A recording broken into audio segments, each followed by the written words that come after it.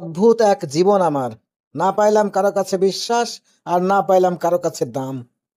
টেনশনে করে মাথা ব্যথা, ঘুমের অভাবে করে চোখে ব্যথা, বিশ্রামের অভাবে করে শরীরে ব্যথা, আর খিদার জ্বালায় করে পেটে ব্যথা। আর কি বলবো রে ভাই আমার জীবনের কথা। পরিস্থিতি আমাকে বানিয়ে ফেলেছে দুর্বলতা, মৃত্যুর স্বাদ গ্রহণ করাইতেছে বাস্তবতা। ছোটবেলায় ভাবতাম কবে বড় হব, বড় হলাম, সাথে সকালের ঘুম হারালাম, হারালাম বিকালের খেলাধুলা। কিন্তু এখন বড় হয়ে বুঝলাম কতই না ভালো ছিল ঝামেলাবিহীন সেই ছোটবেলা।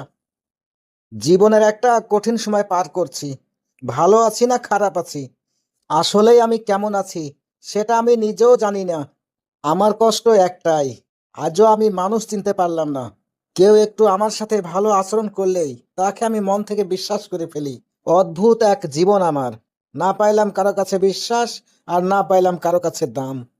এ জীবনে সবারই ভালো করতে চাইলাম, বিনিময়ে পেলাম বুক ভরা কষ্ট আর এক গুচ্ছ বদনাম।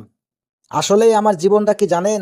হাসতে মন না চাইলেও হাসতে হয়, ভালো না থাকলেও ভালোবাসার অভিনয় করতে হয়।